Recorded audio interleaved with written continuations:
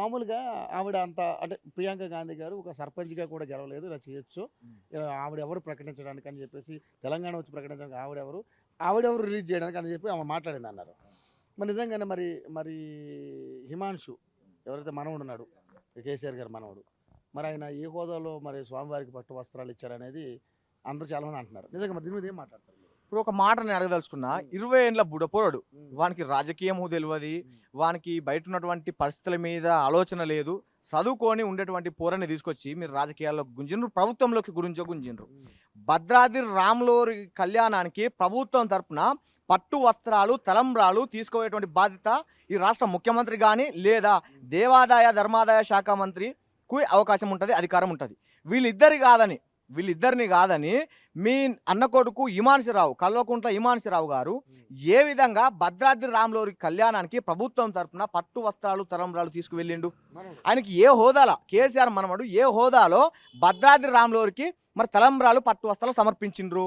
అంటే మీ కుటుంబంలోనే ఎవరైనా ఉండాలి, తీసుకపోతే ఎవరైనా వస్త్రాలు తీసుకుపోవాలి, కిరీటాలు సమర్పించాలి. కానీ ఆనాటి ప్రభుత్వంలోని ఏ మంత్రులు లేరు, బీసీ సామాజిక వర్గానికి సంబంధించిన మంత్రులను మీరు అందులో కార్యక్రమంలో భాగస్వామ్యం చేయాలి. ఎస్సీ సామాజిక వర్గానికి చెందినటువంటి ఏ మంత్రులను కానీ ఎమ్మెల్సీలను కానీ ఆ ప్రభుత్వ కార్యక్రమంలో భాగస్వామ్యం చేయాలి. అంటే ఈ విధంగానే మీ దగ్గర అధికారం కేంద్రీకృతమై ఉండాలి.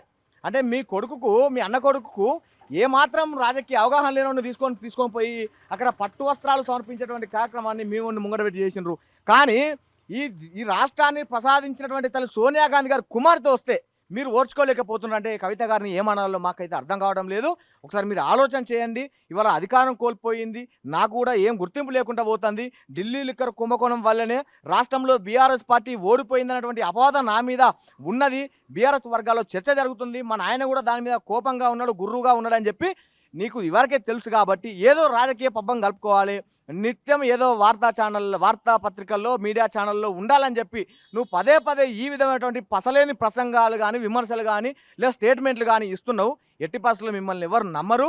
100% ఈ ఎంపీ ఎన్నికల్లో మరొకసారి బీఆర్ఎస్ పార్టీని 100 ఫీట్ల లోతులో బీఆర్ఎస్ పార్టీని బొందబెట్టేటువంటి కార్యక్రమం ముందు ఉండబోతుందనే మాట ఈ సందర్భంగానే తెలియజేస్తా ఉన్నా.